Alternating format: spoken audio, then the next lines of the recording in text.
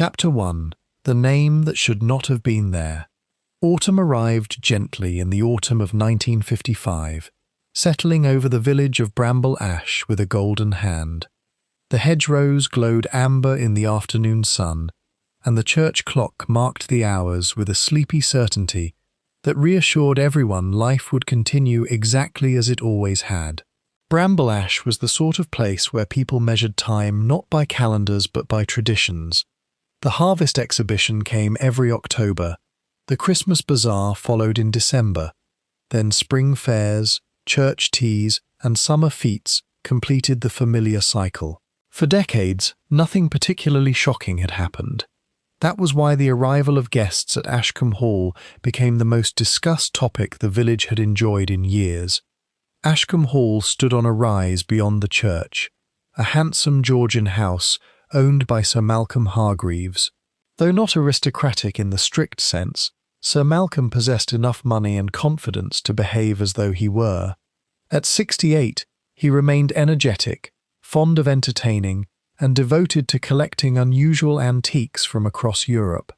His niece, Celia Hargreaves, managed most of the practical arrangements. "The guest rooms are nearly ready," she informed him one morning as they walked through the entrance hall. Sir Malcolm glanced up from a letter. "Excellent. We must make everyone comfortable." Celia smiled. "You've invited half the county." "Nonsense. Only a few old friends. 9 guests are not a few." Sir Malcolm laughed. "My dear girl, at my age one never knows how many opportunities remain for gathering friends together." The remark struck Celia as slightly odd.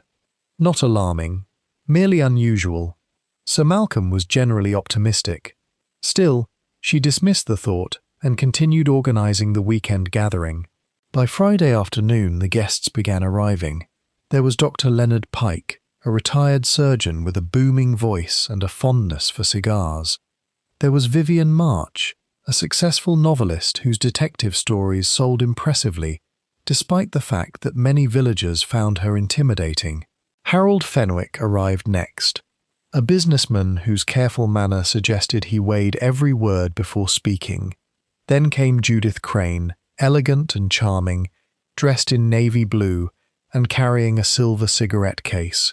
Several others followed throughout the afternoon.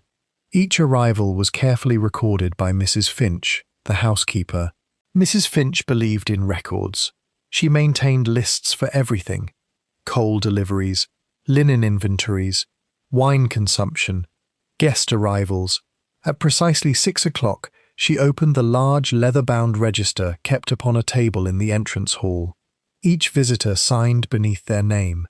The practice had begun years earlier when Sir Malcolm hosted foreign visitors and required an orderly record of arrivals. Now it survived simply because Mrs. Finch insisted upon it. Order, in her view, prevented chaos. By 7 o'clock, every expected guest had arrived. At least, everyone believed so. Dinner proceeded pleasantly. The dining room glowed with candlelight. Conversation drifted from politics to literature and finally toward village gossip. Vivian March proved especially entertaining. "I assure you," she declared, sipping wine, "real murders are far less ingenious than fictional ones." Dr. Pike chuckled. "And how would you know? Because people are disappointingly predictable." "Surely not all people." "Most." Sir Malcolm laughed. "An alarming observation." "It happens to be true." Across the table, Judith Crane exchanged a curious glance with Harold Fenwick. It lasted only a moment. No one seemed to notice, except perhaps Celia. Later she would remember that glance and wonder whether it had meant anything. At the time, however, it appeared perfectly innocent. After dinner, the guests moved into the drawing room. Coffee was served. A fire crackled. Outside, darkness settled across the grounds. Rain began tapping softly against the windows. By 10 o'clock, several guests retired. Mrs. Finch completed her evening rounds before returning to the entrance hall. There she performed her final ritual. Checking the register, she counted the signatures. Then she counted again. Her brow furrowed. A moment later she adjusted her spectacles. 10 signatures. That was impossible. Sir Malcolm had invited 9 guests. The household already knew every servant who lived on the estate. Yet there were 10 names. Mrs. Finch carefully reviewed the page. Dr. Leonard Pike, Vivian March, Harold Fenwick, Judith Crane. The others followed exactly as expected. Then came the final entry, written in dark blue ink. Neat handwriting, perfectly legible. Evelyn Hart. Mrs. Finch stared. She knew no Evelyn Hart. More importantly, Sir Malcolm had never mentioned any Evelyn Hart. For several moments she simply stood there. Rain whispered against the windows. The grandfather clock ticked steadily nearby. Finally she carried the register to Sir Malcolm's study. He looked up as she entered. "Yes, Mrs. Finch?" "I'm sorry to disturb you, sir." "No disturbance at all." She placed the register before him. "Would you kindly look at this?" Sir Malcolm adjusted his spectacles. "What am I examining?" "The final signature." His eyes moved downward. The colour drained from his face. For several seconds he did not speak. Mrs. Finch had served him for nearly 20 years. She had never seen such an expression. Shock. Pure and unmistakable shock. "Sir?" she asked quietly. He continued staring. "Evelyn Hart." His voice sounded strangely distant. "You know her?" "No." The answer came too quickly. Mrs. Finch noticed. So did Sir Malcolm. He immediately corrected himself. "At least, I have not heard that name in many years." The housekeeper remained silent. Sir Malcolm closed the register. Perhaps one of the guests signed incorrectly. Perhaps. Yet neither of them seemed convinced. After a pause, he stood. "I shall speak with everyone tomorrow." Mrs. Finch nodded. "Very good, sir." When she departed, Sir Malcolm remained alone in the study. The fire crackled softly. Outside, rain intensified. His gaze lingered upon the closed register. Evelyn Hart. The name appeared to have disturbed him deeply. Eventually he opened a drawer and removed an old photograph. A young woman smiled from the faded image. The photograph had yellowed with age. He studied it for a long time. Then, with trembling fingers, he returned it to the drawer. Upstairs, the guests slept. The house settled into silence.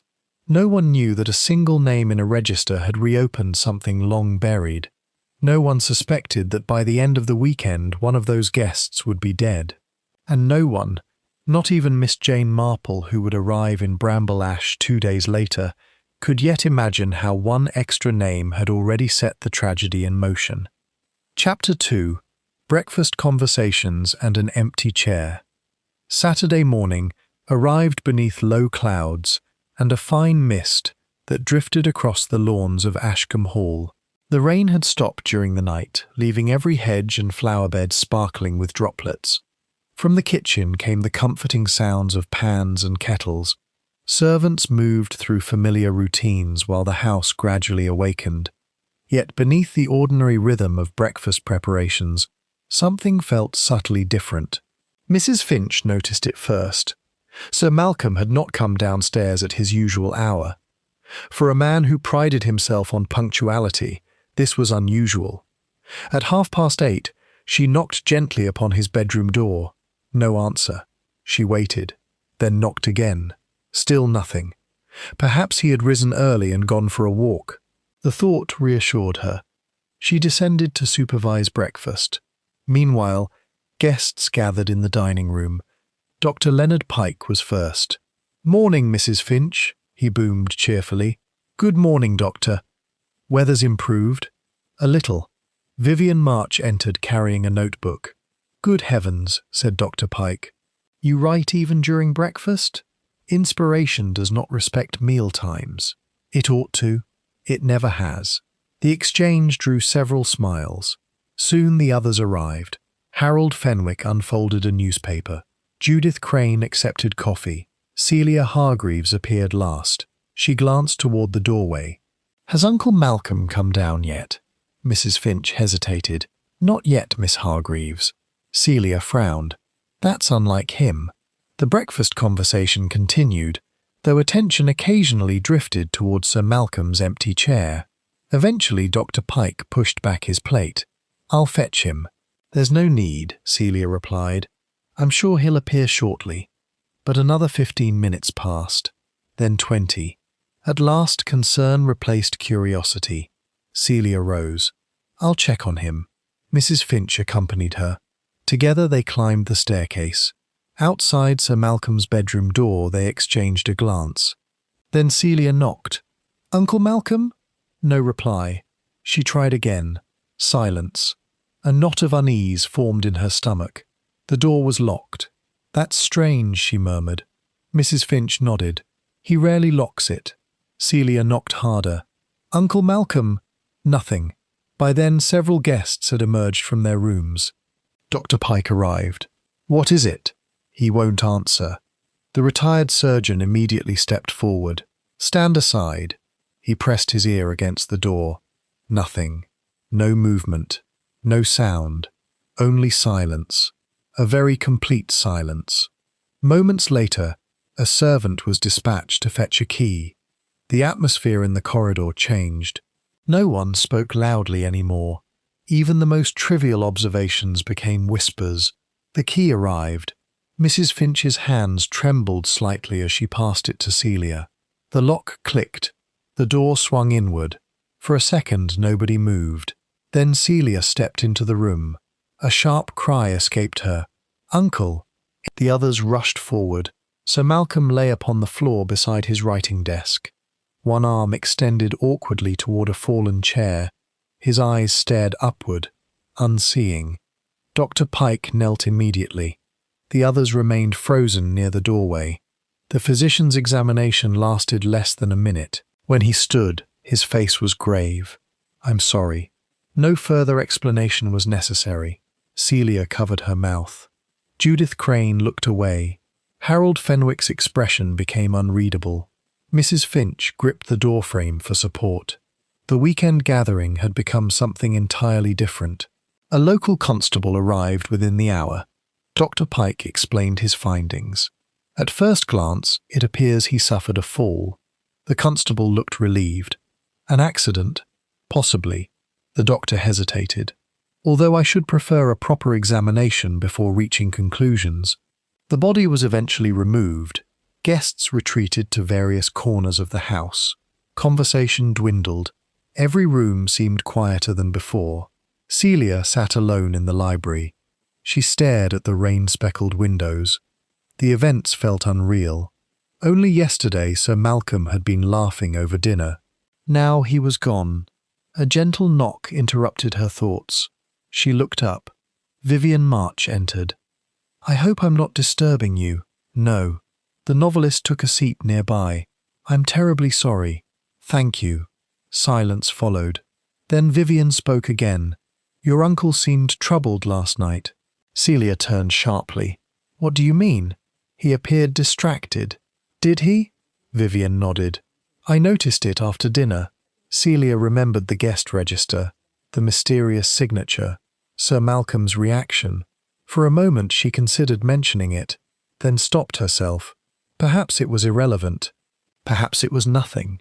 Elsewhere in the house, Harold Fenwick stood alone near a window overlooking the gardens. Judith Crane approached. Neither spoke immediately. Finally she said quietly, "You seem shaken." "I am." "Because Malcolm died?" He glanced toward her. "What sort of question is that?" "A simple one." His expression hardened. "You always choose strange moments for honesty. And you always choose strange moments to avoid it." For several seconds they stared at one another. Then Harold walked away without replying. From the far end of the corridor, Mrs. Finch witnessed the exchange. She stored it away carefully. Housekeepers often noticed things. People tended to forget they were present. By midday, Inspector Roland Mercer arrived from the county headquarters. Mercer was a practical man in his 40s, with sharp eyes and little patience for foolishness. After reviewing preliminary details, he inspected Sir Malcolm's bedroom personally. Nothing appeared disturbed, no sign of struggle, no sign of forced entry, no missing valuables. The desk contained correspondence, financial papers, and invitations related to the gathering. Then Mercer discovered the guest register. He examined the signatures casually, at first. Then his attention paused. 10 names. Yet the invitation list contained only 9 guests. He looked toward Mrs. Finch. "Who is Evelyn Hart?" The housekeeper swallowed. "I don't know, Inspector." "You don't know?" "No." Mercer pointed to the signature. "Then how did this name appear here?" Mrs. Finch explained everything. The count, the discovery, Sir Malcolm's reaction. The inspector listened carefully. When she finished, he tapped the register thoughtfully. "And Sir Malcolm recognized the name." "I believe so." "Did he explain why?" "No."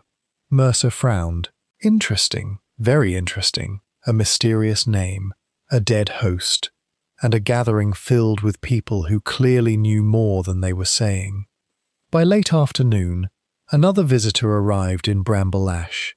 The bus from Market Elms deposited a small elderly woman carrying a handbag and a knitting basket. Miss Jane Marple had come to spend several days with her old friend Mrs. Eliza Bartlett, who lived near the village green. Neither woman knew anything about the tragedy awaiting discussion. That changed approximately 11 minutes after Miss Marple entered Mrs. Bartlett's cottage. "Jane, you've arrived at the most extraordinary time." Miss Marple smiled. "My dear Eliza, one generally arrives at whatever time the train permits." No, I mean the death at Ashcombe Hall." Miss Marple removed her gloves. "A death?" Mrs. Bartlett lowered her voice despite there being nobody else present. "Sir Malcolm Hargreaves was found dead this morning." Miss Marple paused. "Oh dear. And everyone is talking about it. They usually are." Mrs. Bartlett leaned closer. "There is something else." "Yes?" "A strange name appeared in the guest register before he died." Miss Marple's knitting remained motionless. "A strange name?" "Evelyn Hart." The old lady considered this, only briefly. Then she smiled her gentle, harmless smile. Most people interpreted that smile incorrectly. It often meant she had become interested. And when Miss Marple became interested in human behavior, hidden truths rarely remained hidden for long. Chapter 3. The Woman Nobody Remembered. The following morning, Bramble Ash awoke to a village transformed. The baker's shop was busy before sunrise. The post office remained crowded long after the morning mail had been sorted. Every conversation, regardless of how it began, eventually found its way to Ashcombe Hall. Sir Malcolm's death was discussed in whispers, theories, and confident declarations offered by people possessing very little actual knowledge. Miss Marple spent much of the morning sitting beside Mrs. Bartlett's front window with her knitting. To an outsider, she appeared absorbed in wool and conversation. In reality, she was listening. Listening was one of her greatest talents. People frequently revealed more than they intended when speaking to someone who appeared harmless. Mrs. Bartlett returned from the village shop carrying a basket. "Everyone has an opinion," she announced. "They usually do. The butcher believes Sir Malcolm was murdered. The butcher generally believes everything is murder, and Mrs. Croft thinks one of the guests must be a foreign spy." Miss Marple smiled. "Mrs. Croft has believed that since 1941. "True." They shared a laugh. Then Mrs. Bartlett lowered herself into a chair. "There is something more interesting." "Oh? The name? Evelyn Hart?" "Yes." Miss Marple's needles continued moving. "No one seems to know who she is." "That is curious. Very curious." Miss Marple nodded thoughtfully. In her experience, there were 2 kinds of unknown people: those whom nobody genuinely knew, and those whom everybody pretended not to know. The distinction often mattered. At Ashcombe Hall, Inspector Roland Mercer continued his interviews. One by one, the guests entered the library. One by one, they answered questions. Most answers were sensible. A few were less convincing. Harold Fenwick sat opposite the inspector shortly after 10 o'clock. Mercer opened his notebook. "When did you last see Sir Malcolm alive?" "After dinner." "What time?" "Perhaps 10. Was he behaving normally?" Fenwick hesitated. As far as I could tell, did he seem worried? A little distracted. Mercer watched him carefully. A little distracted by what? I couldn't say. The inspector made a note. Did you know anyone named Evelyn Hart? The reaction was immediate. Not dramatic. Not enough for most people to notice. But Mercer's trained eye caught it. A slight tightening around the mouth. A fraction of a second too long before answering. No. The answer sounded rehearsed. Mercer wrote another note. Judith Crane arrived next. Unlike Fenwick, she remained calm throughout the interview. Almost too calm. Did Sir Malcolm mention Evelyn Hart to you? Mercer asked. No. Had you ever heard the name? No. You seem very certain. I am. Mercer leaned back. Mrs. Crane, certainty is uncommon in murder investigations. Her smile appeared briefly. And yet I am certain. The inspector thanked her and ended the interview. Still, something troubled him. Judith Crane reminded him of witnesses who carefully selected every word before speaking. Not liars necessarily, but people protecting something. The most revealing interview proved to be Vivian March's. The novelist settled into the chair opposite him.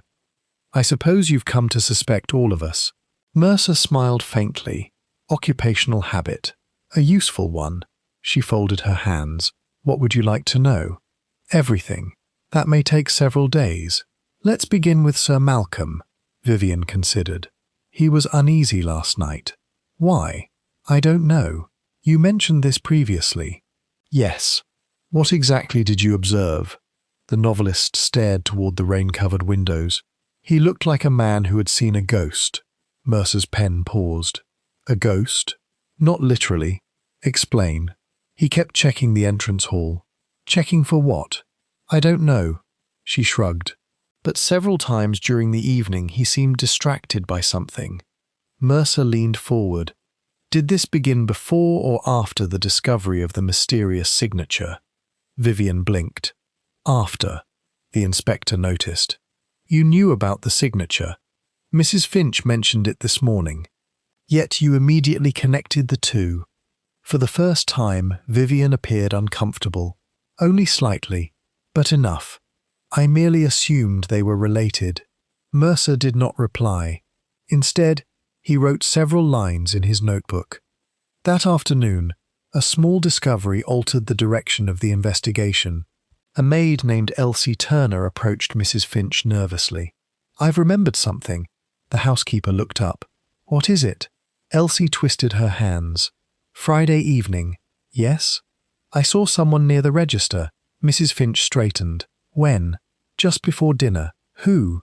The maid hesitated. I'm not sure. Mrs. Finch frowned. What do you mean? The hall was dark. Could you tell if it was a man or woman? A woman. Are you certain? I think so. What did she look like? Elsie's expression became frustrated. I couldn't see clearly. Try. The young maid concentrated. She wore a grey coat. Anything else? No. Did you speak to her? No. Did she see you? I don't think so. Mrs. Finch thanked her and immediately informed Inspector Mercer. The inspector listened carefully. A woman in a grey coat. Yes. One of the guests. I don't know. Mercer frowned. The information was vague, yet it introduced an important possibility.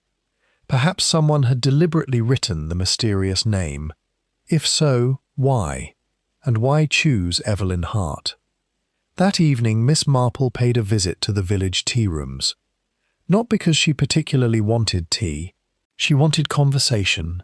The tea rooms provided plenty. Mrs. Croft occupied her usual table. Two other ladies sat nearby. Within minutes, discussion returned to Ashcombe Hall. It must be one of the guests, declared Mrs. Croft. Obviously. Not necessarily, said another woman. Then who? Mrs. Croft demanded. A stranger. Nonsense. Miss Marple sipped her tea quietly. Then she spoke. Strangers can be surprising. Three heads turned. Mrs. Croft nodded eagerly. Exactly. Miss Marple smiled. Though people are often more surprising than strangers. The women exchanged puzzled glances. Miss Marple continued. I once knew a church treasurer who stole money for years. Good heavens! He appeared entirely respectable. They usually do. Yes. Miss Marple set down her cup. That is the difficulty. The conversation moved elsewhere, but a thought remained with her. Respectability. People trusted it far too easily. Later that night, Inspector Mercer received a message from the County Archives Office. A clerk had searched available records. The name Evelyn Hart appeared only once in connection with Bramble Ash. Mercer stared at the report. The date was 28 years old. The brief record concerned a young governess employed temporarily at Ashcombe Hall. Her name had been Evelyn Hart. The employment ended abruptly after only 3 months. No explanation was recorded. No forwarding address existed. No further trace appeared. The inspector read the report again.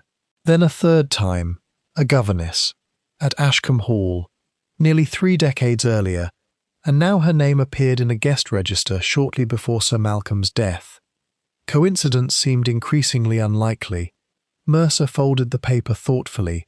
Somewhere within Ashcombe Hall's past lay a secret old enough to have been forgotten by most people, but not by everyone. Certainly not by the person who had written Evelyn Hart's name, and perhaps not by Sir Malcolm himself. Meanwhile, in her cottage guest room, Miss Marple sat beside the fire, with her knitting resting quietly in her lap. She was not knitting, she was thinking. A governess, an old name, a dead host, and a gathering of guests who appeared nervous whenever the subject arose. Human beings, she reflected, rarely feared the dead. What they feared were memories, because memories had an unfortunate habit of surviving long after people believed them buried. Miss Marple smiled faintly. The mystery was beginning to take shape. Not clearly, not yet, but she could already sense that the answer did not lie in the death itself. It lay nearly 30 years earlier, in something that had happened at Ashcombe Hall when Evelyn Hart was still alive.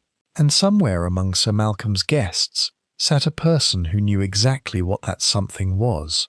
Chapter 4. A photograph in the writing desk. Monday dawned bright and unexpectedly warm. The rain clouds that had lingered over Bramble Ash for days finally drifted away, leaving the countryside washed clean and sparkling beneath a pale autumn sun. Yet despite the pleasant weather, Ashcombe Hall remained a house under siege. Reporters had not yet discovered the story, but curiosity from neighbouring villages was proving nearly as troublesome. Visitors appeared at the gates under various pretexts. Deliveries arrived from people who had never previously delivered anything. Even the vicar found himself asked about Sir Malcolm's death 3 separate times before noon. Inside the hall, tension continued to grow.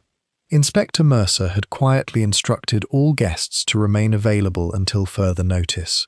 Nobody openly objected. Nevertheless, resentment was beginning to show. Harold Fenwick seemed particularly irritated. Surely this cannot continue indefinitely, he complained during breakfast. Vivian March glanced over her coffee cup. Murder investigations rarely accommodate personal schedules. It has not been established that murder occurred. No, said Vivian. Only that people keep behaving as though it did. Harold frowned but offered no reply. Across the room, Judith Crane watched the exchange with unusual interest. Miss Marple, who had arrived that morning at Inspector Mercer's invitation, noticed. She noticed many things. Most of them seemed insignificant. That was often how important truths disguised themselves. Mercer had not originally intended to involve Miss Marple. However, after speaking with Mrs. Bartlett and hearing several stories about her previous successes, he had decided that additional insight could hardly hurt. Officially, she was merely a guest. Unofficially, he hoped she might observe something his investigators had missed. The inspector found her in the library shortly after 11. She was examining a collection of botanical illustrations. Miss Marple, Inspector, I hope you're comfortable. Very. Mercer hesitated. I understand you occasionally take an interest in unusual situations. Miss Marple smiled. Human nature interests me. Then perhaps you'll find this case interesting. I already do. The inspector laughed softly. I suspected as much. He handed her a folder. The archives report. Miss Marple adjusted her spectacles and read carefully. When she finished, she nodded. The governess. Yes. A curious detail. Do you think so? I think old events are seldom truly old. Mercer sat opposite her. You believe the name was placed in the register deliberately? Certainly. Why? Miss Marple closed the folder. Because accidental messages are extremely rare. You consider it a message, don't you? Mercer considered. I suppose I do. Miss Marple folded her hands. The interesting question is who the message was intended for. That afternoon, a new discovery emerged.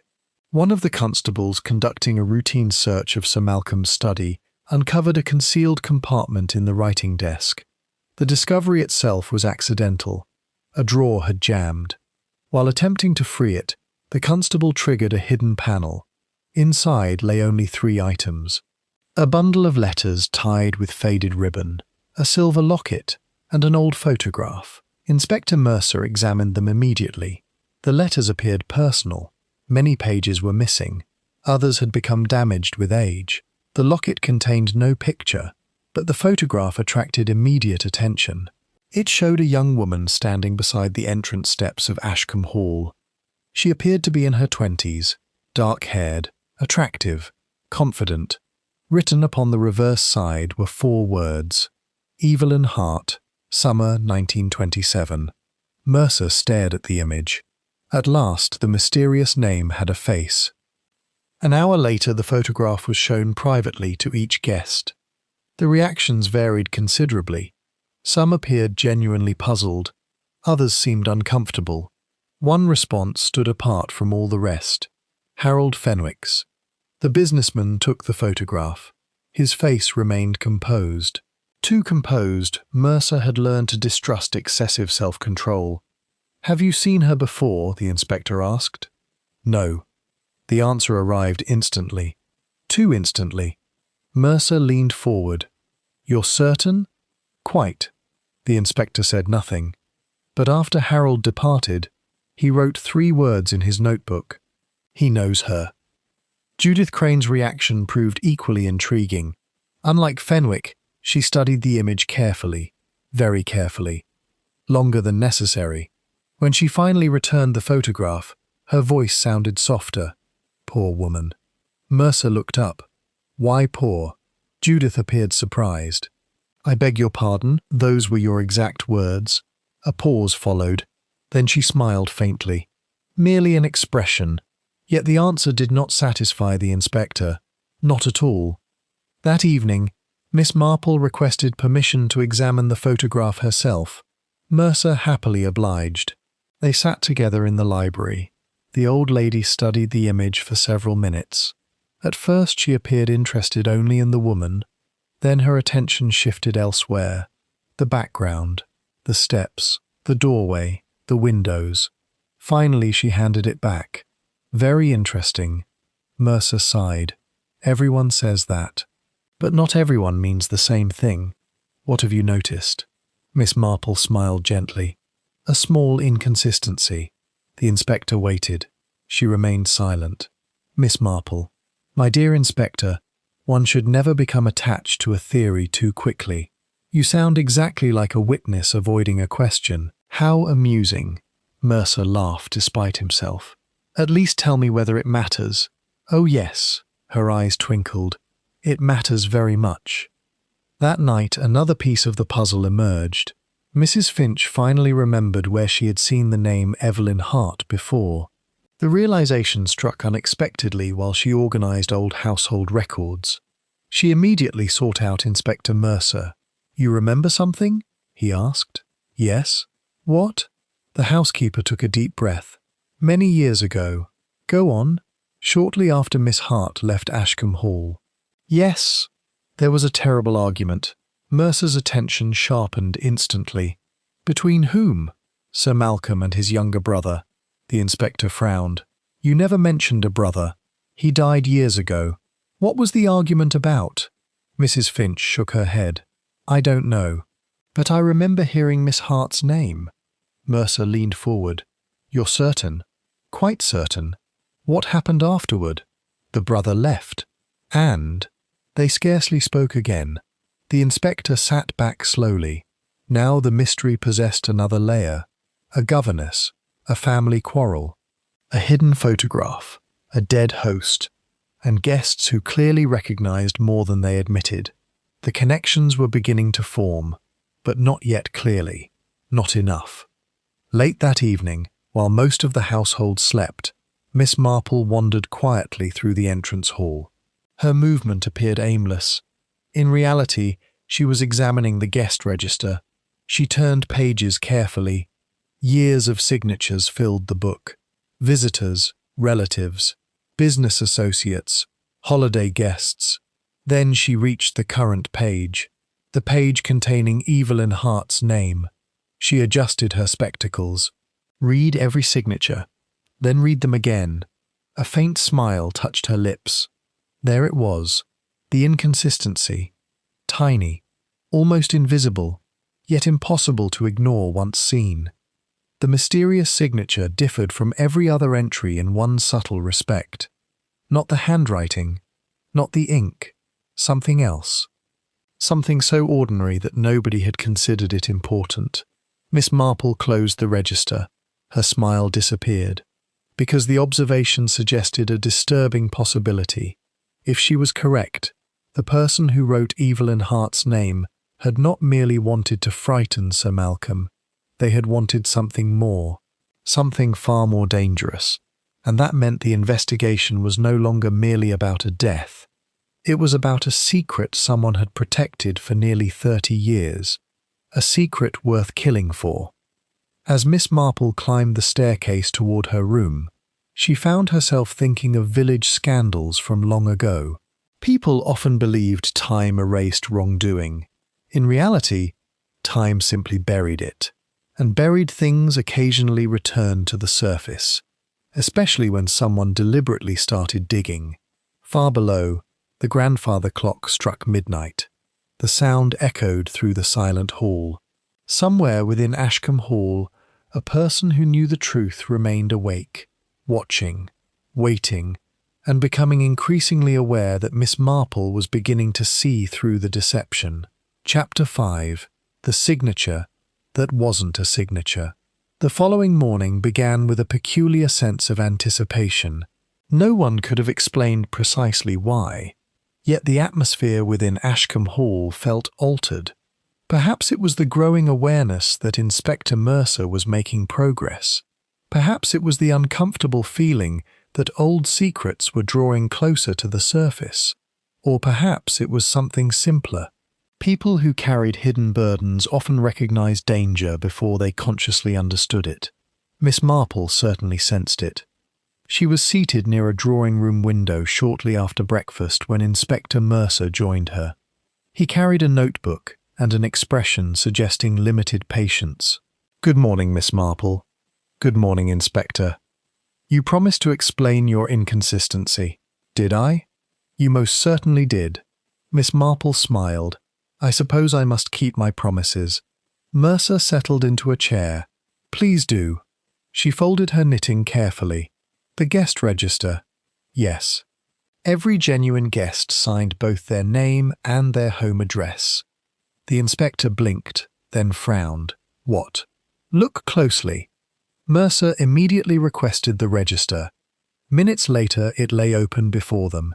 He examined the entries. Miss Marple was correct. Every visitor had included an address beneath their signature. London, Bath, Canterbury, Yorkshire. Each followed the same pattern, except one. Evelyn Hart. Only the name appeared, nothing else. The inspector stared at the page. "Good Lord, quite. How did I miss that?" Miss Marple smiled kindly. "Because people tend to look at dramatic things rather than ordinary ones." Mercer leaned forward. "You're saying the writer didn't know the custom?" "Exactly. Meaning, the person who wrote the name was not pretending to be a guest." The inspector considered this carefully. "No. Rather," Miss Marple continued, They wished the name itself to be noticed. A silence followed. The implication was obvious. Whoever had written Evelyn Hart deliberately wanted Sir Malcolm to see it. Nothing else mattered. Not the address, not realism, only recognition, only fear. That realization changed the direction of the investigation. Mercer began reviewing every guest once more. This time he focused not on opportunity but on history. Who possessed a connection to 1927? Who knew enough about Evelyn Hart to use her name as a weapon? The answers proved frustratingly scarce. Until an unexpected discovery arrived. A telegram from London. The message concerned Harold Fenwick. Mercer read it twice, then immediately requested a private interview. Harold entered the library 20 minutes later. His expression hardened when he saw the inspector. More questions? Yes. Mercer opened a file. Your full name is Harold James Fenwick. Correct. You were born in 1919. Yes. The inspector looked up. And your mother was Margaret Fenwick. Harold hesitated. She was. Before marriage, her surname was Hart. The silence that followed seemed to stretch across the room. Mercer watched carefully. So, Harold finally said. The inspector's voice remained calm. Was Evelyn Hart your aunt? For several moments Harold said nothing. Then he exhaled slowly. Yes. Mercer sat perfectly still. At last. A genuine connection. Why didn't you tell me? Harold looked away. Because it had nothing to do with Malcolm's death. That wasn't your decision to make. My aunt disappeared before I was born. Disappeared? She left the family. The explanation sounded rehearsed. Mercer recognized the signs immediately. What really happened? Harold remained silent. The inspector waited. Eventually the businessman spoke. My mother believed Evelyn was treated badly. By whom? Another pause. Ashcombe Hall. The words hung heavily between them. Mercer's eyes narrowed. Explain. I don't know the details. Try. Harold shook his head. I genuinely don't. The frustration appeared real. For the first time, Mercer believed him. Not entirely, but enough. Harold clearly knew something. The trouble was that he did not know everything. News of the discovery spread surprisingly quickly. By lunchtime, most of the household knew Harold Fenwick was related to Evelyn Hart. The effect was immediate. Conversations stopped when he entered rooms. People watched him differently. Even servants exchanged meaningful glances. Harold noticed, and disliked it intensely. Late that afternoon, Judith Crane approached him in the garden. You should have told them, he laughed bitterly, and become the obvious suspect. You are the obvious suspect. Thank you. I'm serious. So am I. Judith studied him. There was sympathy in her expression. And something else, something harder to identify. You know more than you're saying. Harold's gaze hardened. So do you. The remark landed successfully. For the first time, Judith appeared genuinely unsettled. What does that mean? You tell me. Neither spoke for several seconds. Then Judith turned away. The conversation ended. But Miss Marple, observing from a distant terrace, had witnessed every moment. Not the words, only the behaviour. Often that was enough. That evening, another secret emerged. It came from an unexpected source. Dr. Leonard Pike. The retired surgeon requested a private meeting with Inspector Mercer. When he arrived, he appeared troubled. There's something I should probably mention. Mercer gestured toward a chair. Please do. Pike sat down. It concerns Sir Malcolm. What about him? The doctor hesitated. Several months ago he consulted me. Medically? Yes. Mercer's attention sharpened. What was wrong? Nothing serious. Pike paused. At least physically. The inspector waited. He seemed frightened. Frightened of what? He wouldn't say. Mercer frowned. Nothing more specific? Dr. Pike nodded slowly. There was one thing. What? He asked whether stress could affect memory. The inspector looked up sharply. Memory? Yes. What exactly did he say? The doctor thought carefully. He said there was something he should have dealt with years ago. Mercer remained silent. He appeared burdened by guilt. The words lingered. Guilt, not fear, not anxiety.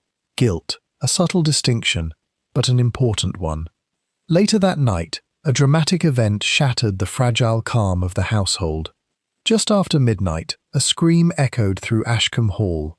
Doors flew open, lights appeared, footsteps thundered through corridors, guests emerged in dressing gowns.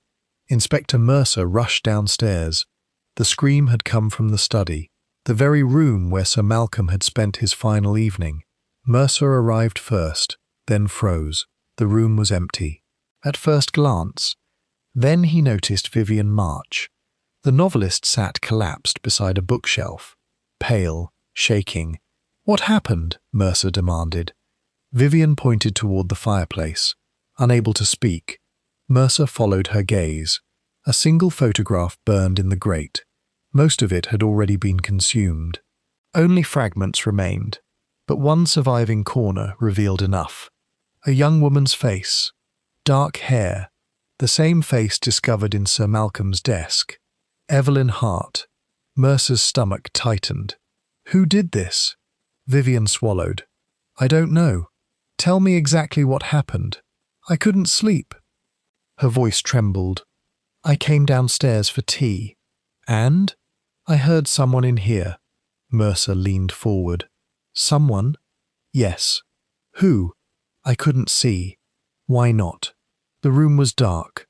Vivian closed her eyes. I entered. "What happened then?"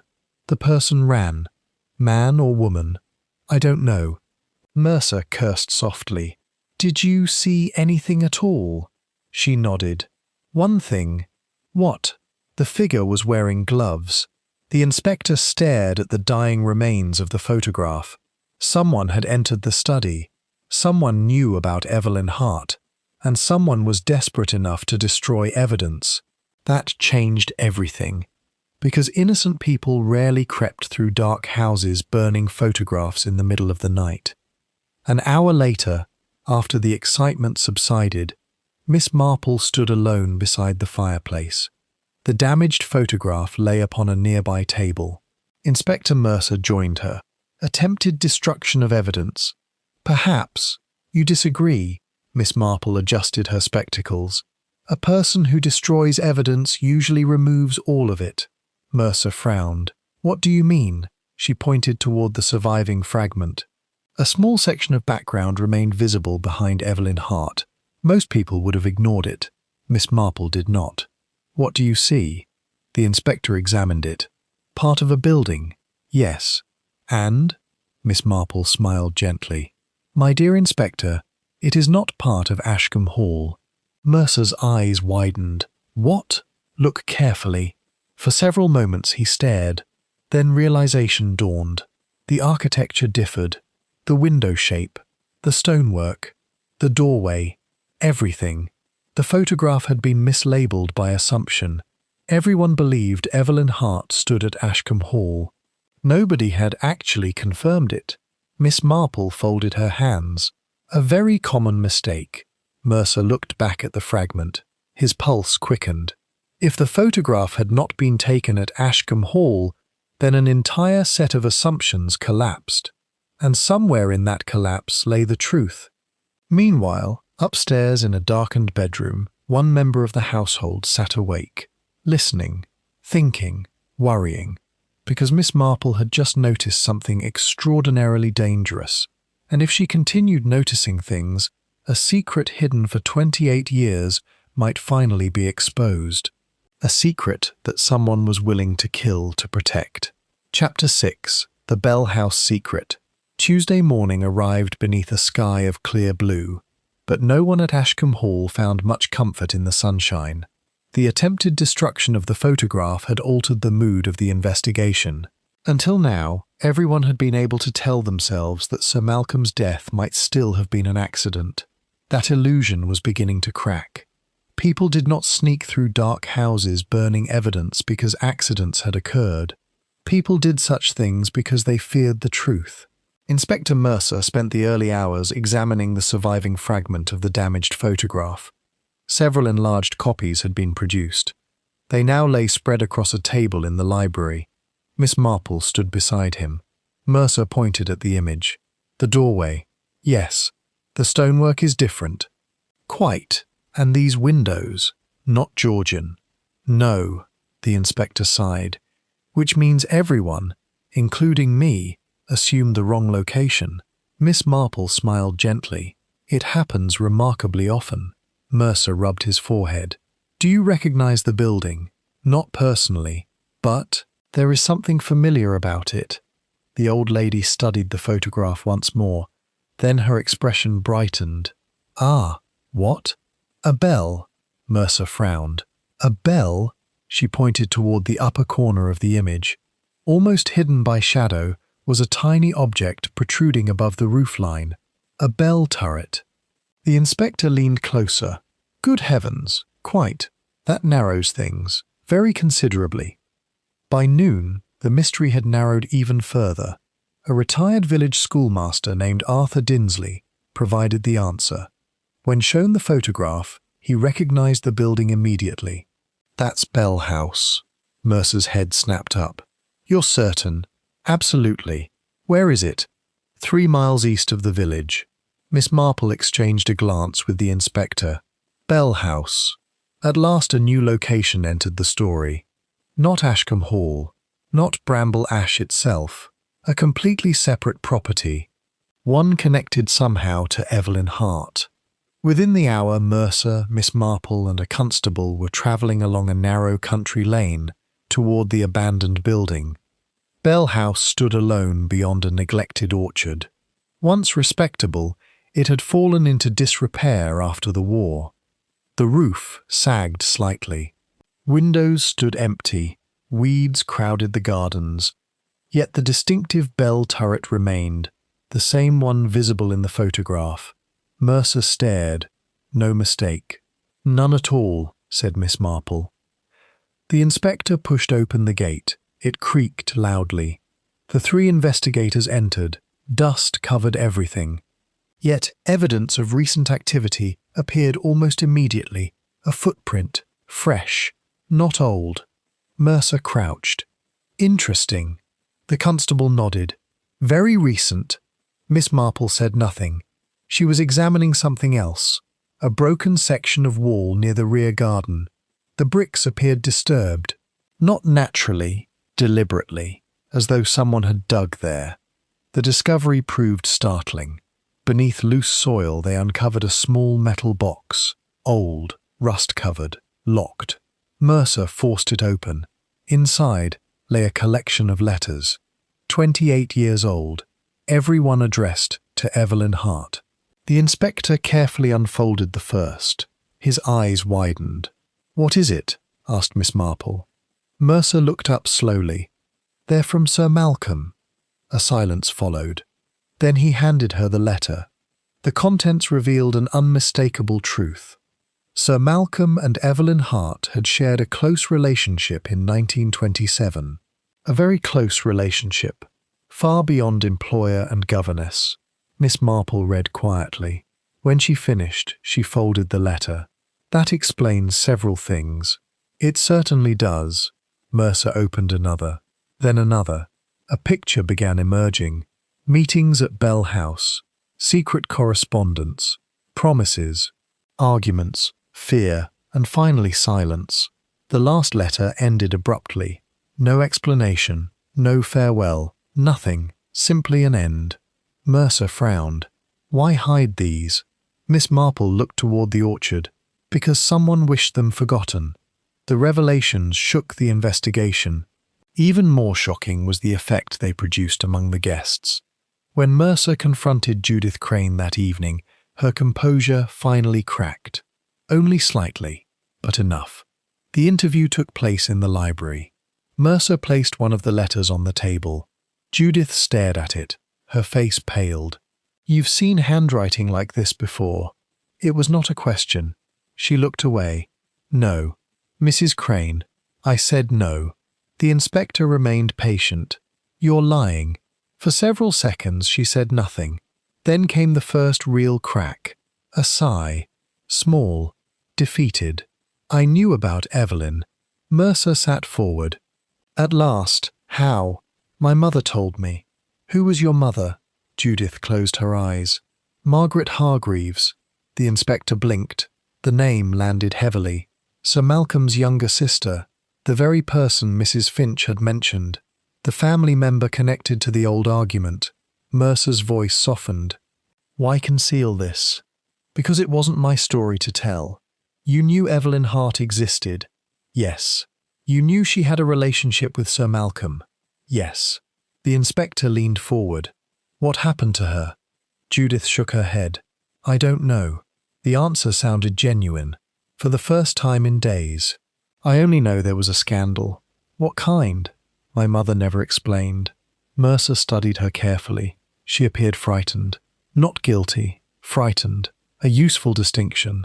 Miss Marple, seated quietly nearby, noticed it as well. That evening another realization emerged. Harold Fenwick and Judith Crane were not strangers. The discovery came from Mrs. Finch. She approached Mercer after dinner. Inspector? Yes? I've remembered something else. Mercer smiled faintly. Mrs. Finch had become his most valuable witness. What is it? Mr. Fenwick and Mrs. Crane. Go on. I saw them together before the gathering. The inspector frowned. They claimed to know each other only casually. I don't think that's true. How often did you see them? Several times. Mercer sat back slowly. Another lie. Another concealed relationship. The list was growing. And every new deception seemed connected somehow to the past. To Evelyn Hart. To 1927. To whatever had happened after those letters ended. The second crime occurred shortly before midnight. This time there could be no confusion. No possibility of accident. No ambiguity whatsoever. A servant named Elsie Turner was found unconscious at the bottom of the rear staircase. The young maid survived, barely. Dr. Pike examined her immediately. She was struck. Mercer's expression darkened. Deliberately. Without question. The inspector looked toward the staircase. What was she doing there? The answer emerged quickly. Too quickly. Elsie had discovered something. Earlier that evening she had told another servant she remembered additional details about the woman in the grey coat. She intended to speak with Inspector Mercer. She never got the opportunity. Someone reached her first. Mercer's jaw tightened. The implications were obvious. The murderer had become desperate. Very desperate. Because attempted murder represented an escalation, a dangerous one. Someone feared what Elsie remembered. Someone believed her memory threatened everything. After midnight, Miss Marple sat alone in the drawing room. A fire burned softly nearby. Outside, wind moved through the trees. The old lady's knitting rested untouched. Her thoughts were elsewhere. Inspector Mercer entered quietly. You should be sleeping. So should you. The inspector smiled tiredly. Fair point. He sat opposite her. For the first time, I think we're dealing with two separate mysteries. Miss Marple looked up. Only two. Mercer laughed softly. You disagree.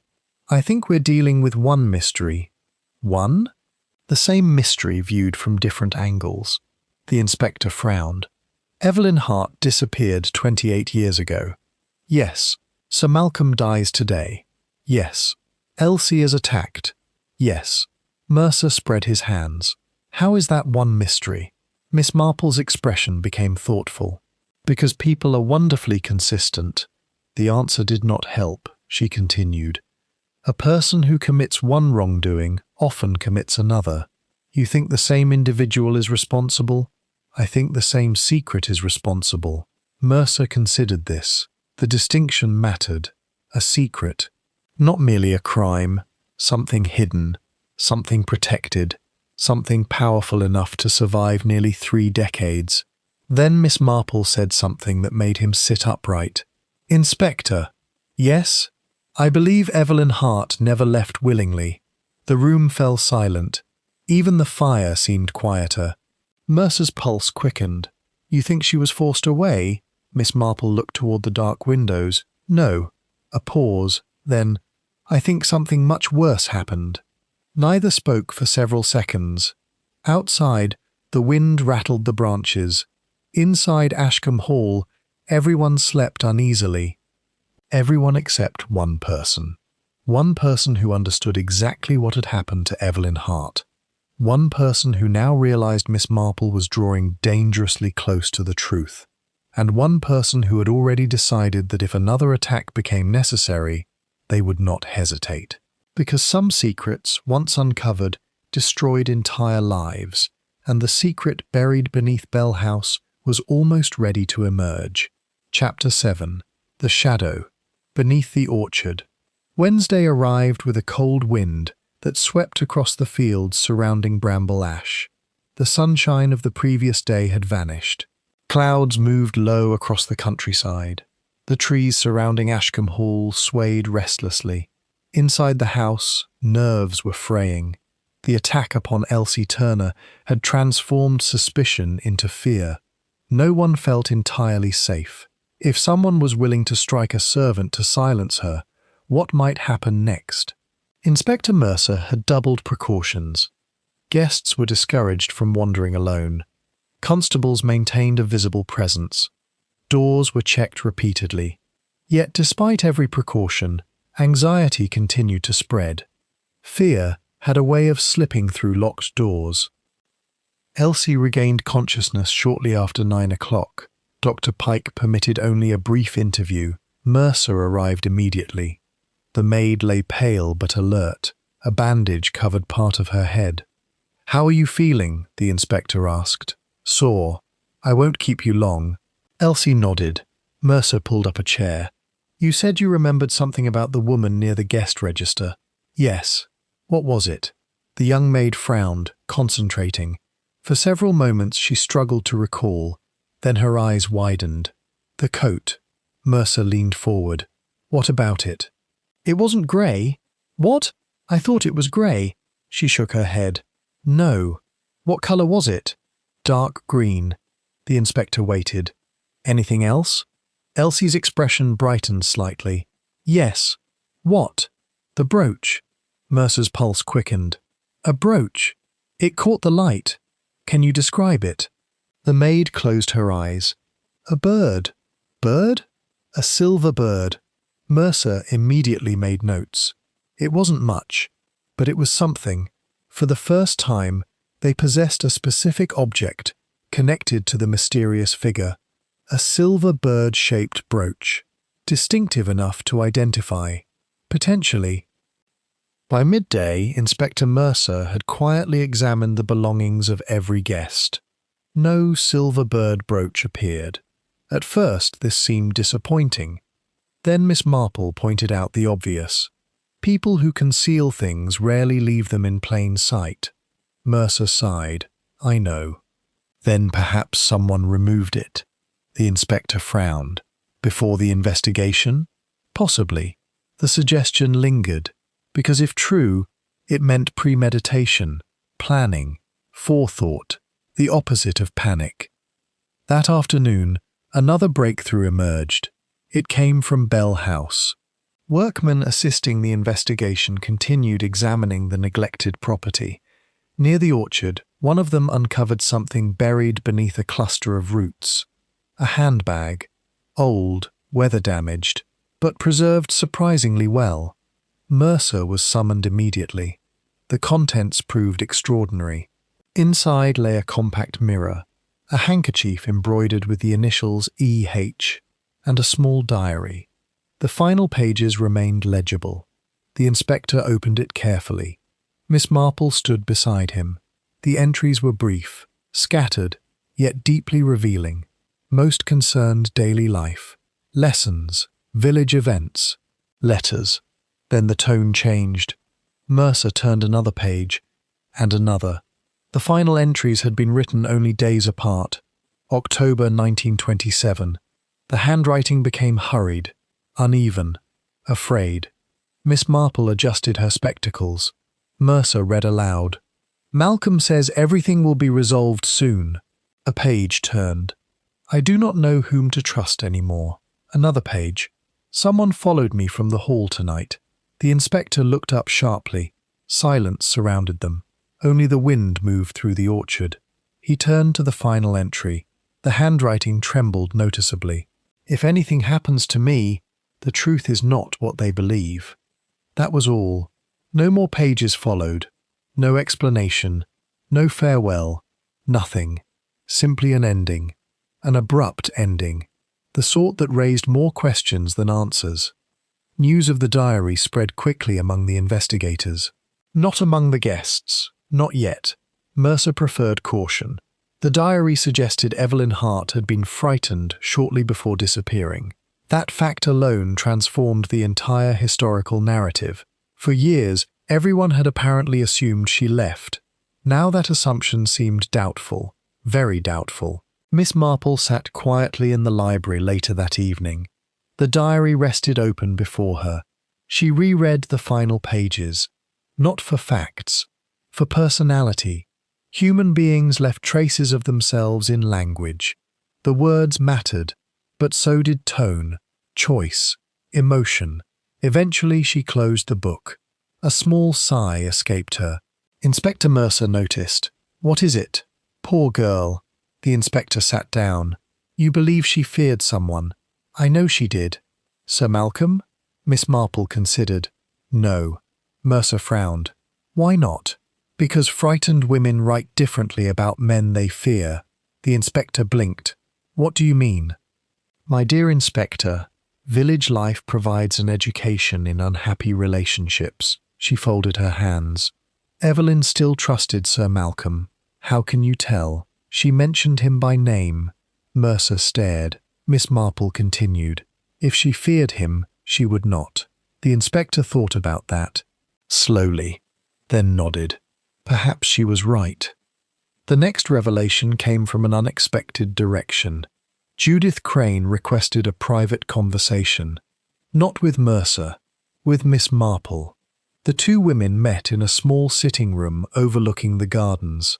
For several moments neither spoke. Then Judith broke the silence. "You know I'm hiding something." Miss Marple smiled gently. "Several things, I imagine." To her surprise, Judith laughed. "Fair enough." She looked toward the window. "I think I should tell you part of the truth." Miss Marple waited. "Harold Fenwick is my cousin." The admission hung in the air. Not shocking, but important. "I suspected as much." Judith nodded. "Our mothers were sisters. Evelyn Hart's nieces and nephews." "Yes." Silence followed.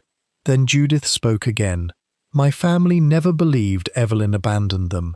Miss Marple's eyes sharpened. "No?" "My grandmother searched for years." "Did she find anything?" Judith shook her head. "Nothing." She swallowed. "But she always said Evelyn would never disappear voluntarily." The old lady nodded slowly. The same conclusion she herself had reached. "Interesting. Very interesting." Then Judith added something else. Something even more significant. "Before he died, Sir Malcolm wrote to Harold." Miss Marple looked up immediately. "He did?" "Yes." "When?" "A month ago." "Why wasn't this mentioned?" Judith looked ashamed. "Because Harold asked me not to." The old lady remained silent. Eventually Judith continued. "The letter invited Harold here." "Specifically?" "Yes." "Not merely to the gathering." "No." Miss Marple's expression grew thoughtful. "Do you know why?" Judith nodded slowly. "He said Sir Malcolm wanted to discuss Evelyn." The room fell silent. At last, a crucial piece of the puzzle clicked into place. Sir Malcolm had summoned Evelyn Hart's family. Deliberately. Shortly before his death. That could not be coincidence. It suggested intention, purpose, possibly confession. Later that evening, Miss Marple took a solitary walk near Bell House. Inspector Mercer would have objected strongly had he known. Fortunately, he did not. The old lady moved slowly along the orchard path. The wind tugged at her coat. Clouds obscured the moon. She paused near the disturbed section of ground where the letters had been found. Something about the location troubled her. Not the letters, the placement, the distance. The angle, She studied the orchard carefully.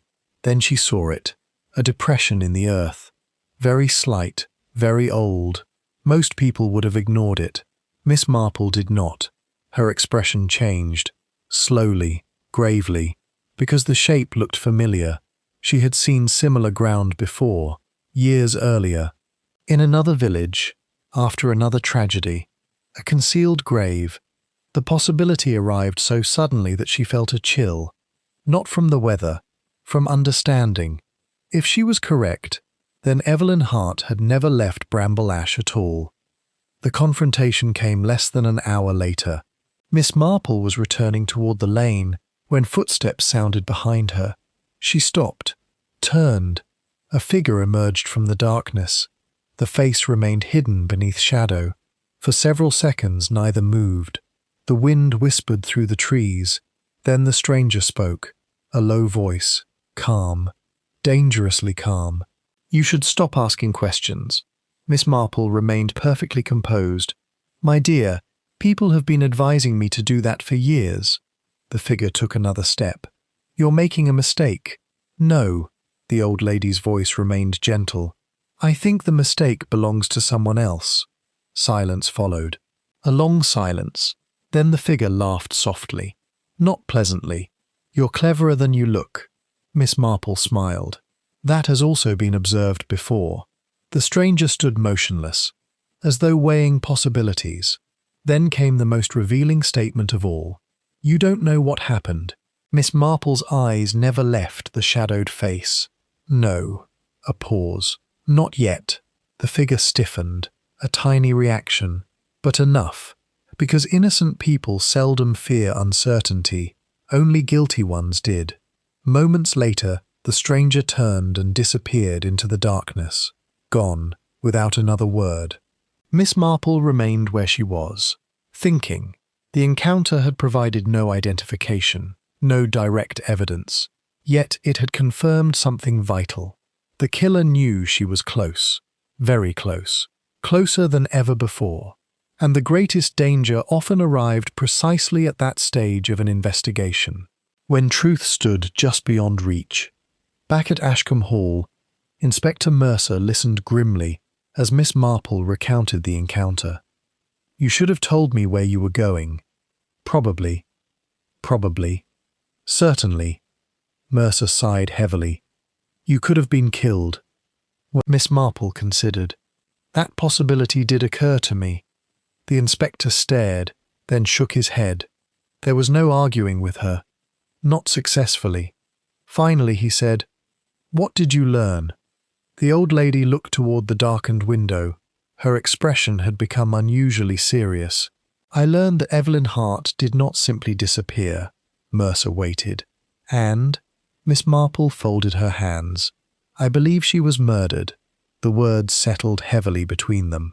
Outside, the wind continued to sweep across the orchard surrounding Bell House, an orchard that might conceal far more than letters, far more than memories, perhaps even the final resting place of a woman whose disappearance had remained unsolved for 28 years. And if that proved true, then Sir Malcolm Hargreaves had not died because of a recent quarrel. He had died because someone feared the truth about a murder committed in 1927, a murder whose consequences were finally catching up with them. Chapter 8. What lay beneath the orchard? Thursday began before dawn. Inspector Mercer had barely slept. Miss Marple's suspicion regarding the depression in the orchard had settled heavily in his mind throughout the night. By 6 o'clock, a team of workmen and police officers had assembled at Bell House. The morning air carried a sharp chill. Mist drifted among the trees. The orchard stood silent, waiting. Mercer arrived first. Miss Marple followed shortly afterward, accompanied by Mrs. Bartlett, who had firmly insisted she was merely curious. Nobody believed her. The inspector surveyed the patch of disturbed ground. "If we're wrong," he said quietly, "we shall look ridiculous." Miss Marple adjusted her gloves. "That has never troubled me very much." Mercer almost smiled. Then he signalled the workers. The digging began. For 20 minutes nothing happened, only soil, roots, stones, the usual contents of English earth. Then one of the men struck something. The sound was unmistakable. Not stone, not wood, something else. The digging slowed immediately. Careful now, very careful. Mercer stepped forward. A constable knelt. More soil was removed. The shape gradually emerged. Human. A human skeleton. Silence swept across the orchard. Even the workers stopped speaking. Nobody needed an explanation. Nobody needed confirmation. Everyone understood. The missing woman had never left. She had remained there all along, beneath the orchard, waiting 28 years to be found. The formal examination occupied most of the day. The remains were old, fragile, yet several observations proved possible. Most important of all was the condition of the skull, a fracture, deliberate, violent. Fatal. Inspector Mercer stood beside the temporary examination tent as Dr. Pike reviewed the findings. Murder? Mercer asked quietly. The doctor nodded. Without question. The words carried enormous weight. For nearly 3 decades, Evelyn Hart had been treated as a woman who vanished. Now she was officially something else. A murder victim. Miss Marple closed her eyes briefly. Not in surprise, only sadness.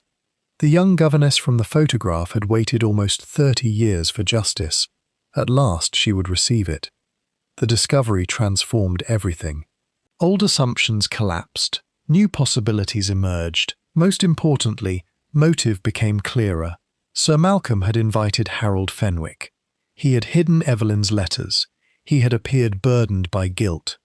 And shortly before his death, someone had placed Evelyn Hart's name where he could not possibly miss it. The message now seemed obvious. Someone knew, or wanted him to believe they knew.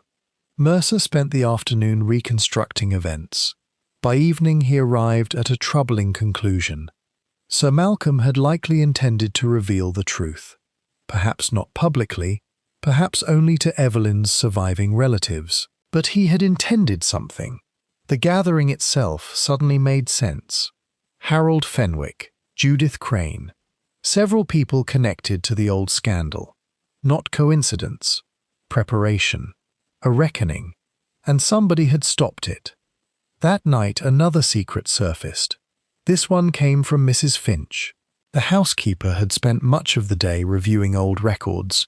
Finally she requested a meeting with Mercer and Miss Marple. The 3 gathered in the library. Mrs. Finch carried a thin folder. I found these. She handed over several documents. Mercer examined them, then frowned. What are they? Employment records. For Bell House, no. Ashcombe Hall. Miss Marple leaned closer. Mrs. Finch pointed to a particular page. There. The inspector followed her finger. The name written there caused him to sit upright. Not Evelyn Hart. Someone else. A gardener. Thomas Crane. Mercer's eyes widened. Crane? Mrs. Finch nodded.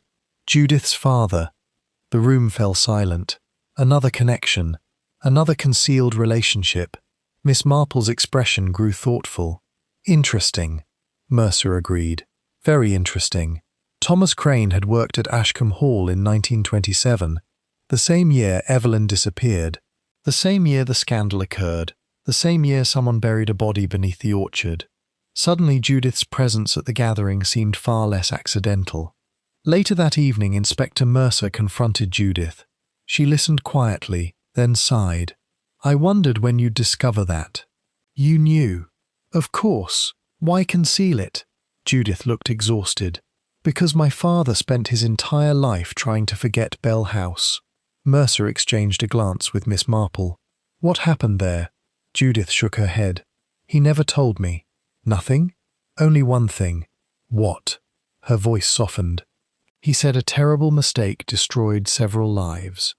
Mercer studied her carefully. Again she appeared truthful, and again that truth felt incomplete. The most important breakthrough came unexpectedly. Miss Marple achieved it while drinking tea. As often happened, she sat quietly reviewing witness statements. The register, the letters, the diary, the photograph, the attack upon Elsie. Each piece separately seemed confusing. Together, they formed a pattern, a distinctly human pattern. Then she noticed it, a detail so obvious she nearly laughed aloud. Mercer looked up from across the room. "What is it?" Miss Marple set down her cup. "The photograph." "What about it?" "It wasn't destroyed." The inspector frowned. "We know that." "No," her eyes sparkled. "I mean it wasn't meant to be destroyed." Mercer stared. For several moments he said nothing. Then understanding began creeping across his face.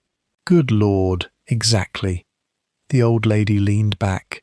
The photograph was placed in the fireplace, not burned accidentally. No. Mercer sat upright. Someone wanted it found. Yes. The realization changed everything. The supposed destruction of evidence was actually communication, a message, another message.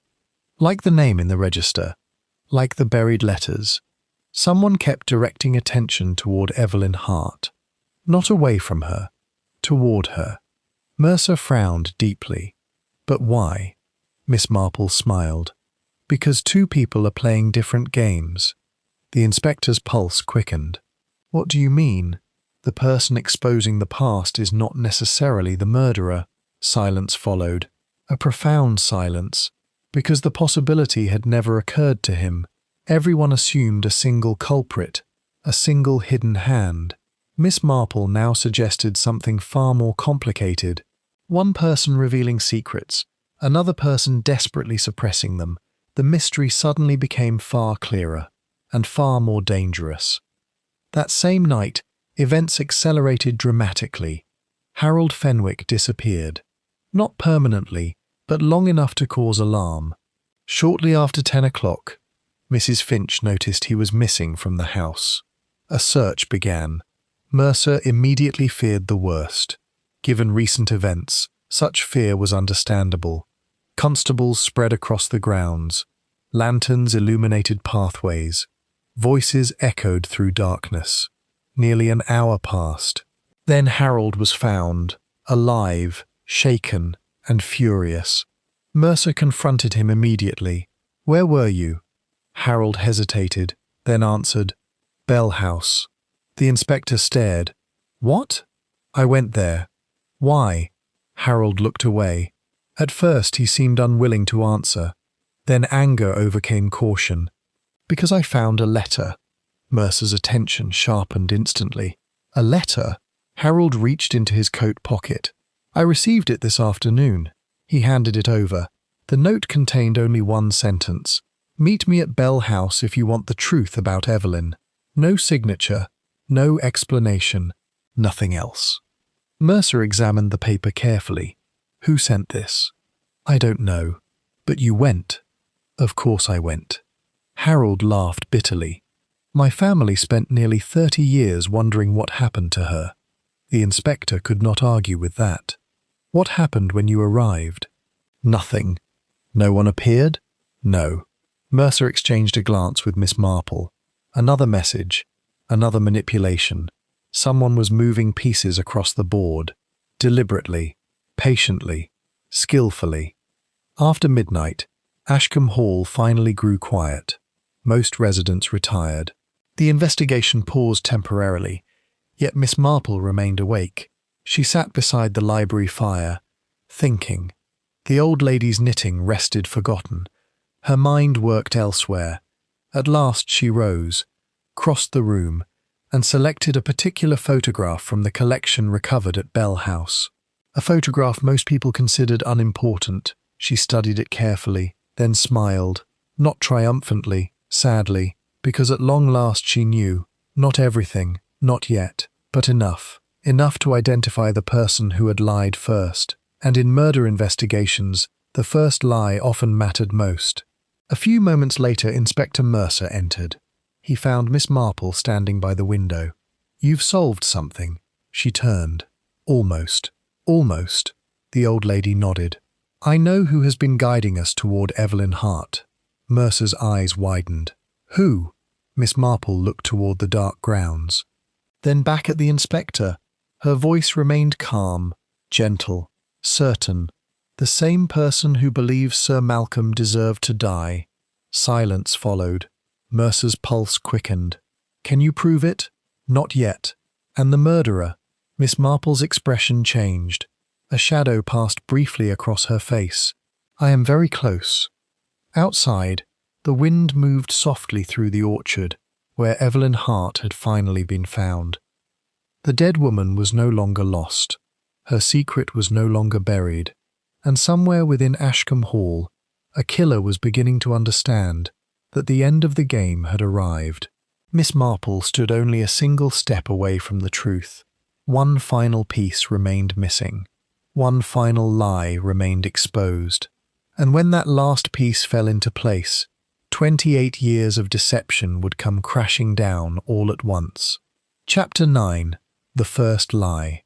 Friday morning broke grey and cold. A fine drizzle tapped softly against the windows of Ashcombe Hall, and the house seemed to hold its breath. For the first time since Sir Malcolm's death, Inspector Mercer felt the investigation approaching its conclusion. The feeling brought little satisfaction. The truth, he suspected, would be painful. The best mysteries often ended that way, not with triumph, with regret. Miss Marple requested a private meeting shortly after breakfast. Mercer found her in the morning room. She sat beside the fire with a notebook resting on her lap. The inspector closed the door. You know something, a few things. Enough to explain? Nearly. Mercer sat opposite her. Then please begin. Miss Marple folded her hands. My dear Inspector, when people lie, they generally lie for one of two reasons. Mercer sighed. I suspect there is a lesson coming. There usually is. She smiled faintly. Some lies conceal guilt, and the others. Some conceal shame. The inspector nodded. Go on. The difficulty is distinguishing between them. Miss Marple opened the notebook. Most of our suspects have lied. Certainly. Harold concealed his relationship to Evelyn. Yes. Judith concealed her father's connection to Bell House. Yes. Vivian concealed her knowledge of Sir Malcolm's concerns. Yes. Mercer leaned forward. So which lie matters? Miss Marple looked up. The first one. Silence followed. The first. Indeed. She tapped a page. The first lie told during an investigation often reveals what a person fears most. Mercer's eyes narrowed. And whose was it? Miss Marple turned the notebook around. A single name appeared. Judith Crane. The inspector blinked. Judith? Yes. Because she denied knowing Evelyn. Miss Marple nodded. Immediately. Mercer frowned. But Harold lied as well. Later. The old lady's voice remained calm.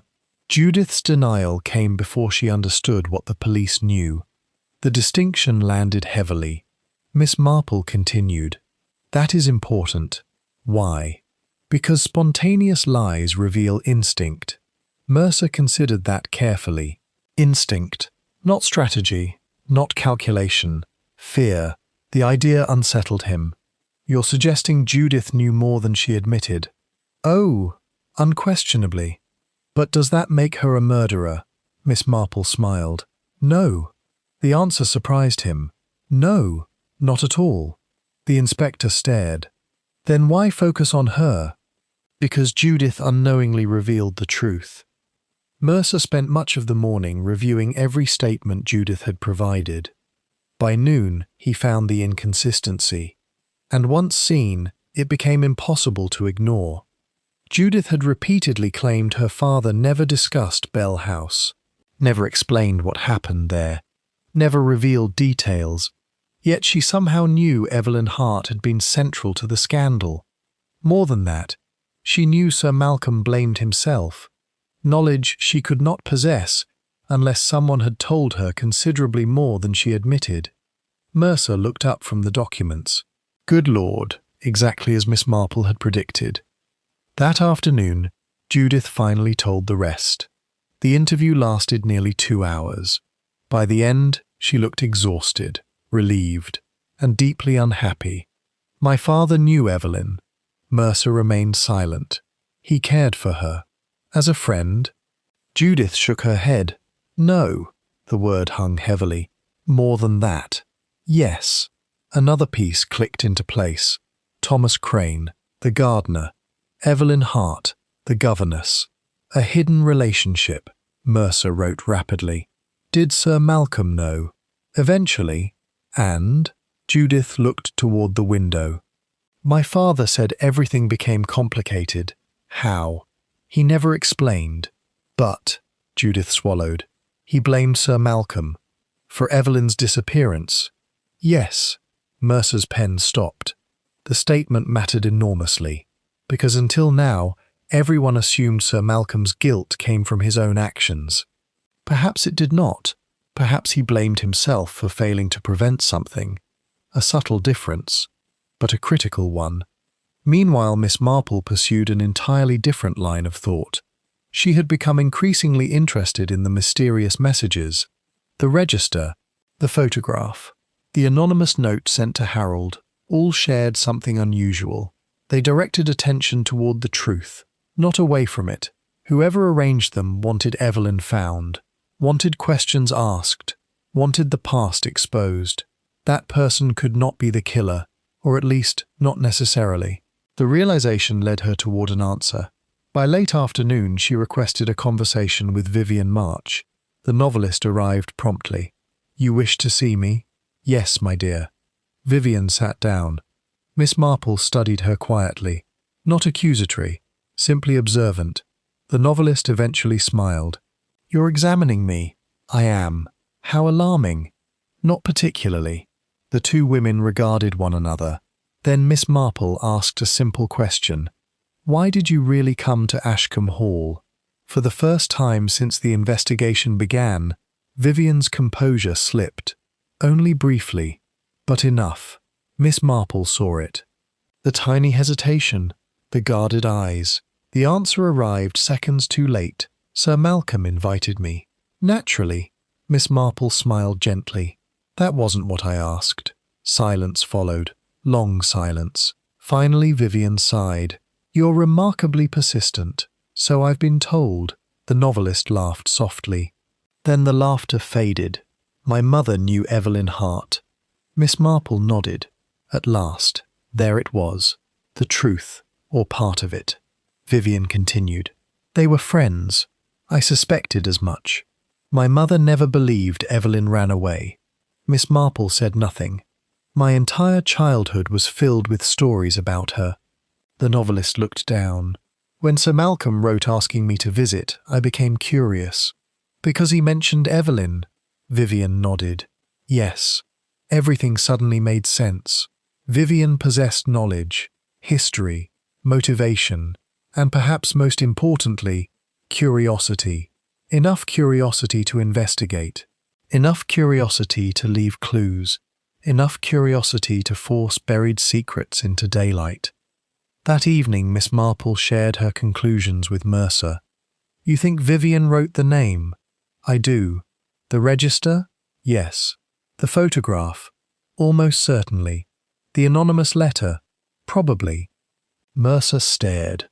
But why not simply tell us what she knew? Miss Marple smiled. My dear Inspector, she's a novelist. The answer somehow explained everything. A mystery. Exactly. Vivian had not sought justice through straightforward disclosure. She had created a trail, a puzzle, a sequence of revelations. Not because she wished anyone harmed, but because she wanted the truth exposed. The method was foolish, possibly dangerous, yet understandable. Very human. Mercer leaned back. So Vivian led us to Evelyn. Yes. And someone else killed Sir Malcolm. Yes. The old lady folded her hands.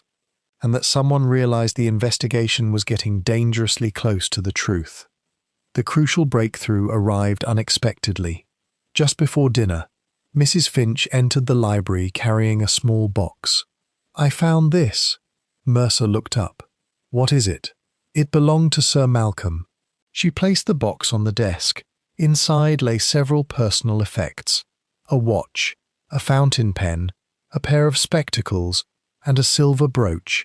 The room became utterly still. Mercer's eyes widened.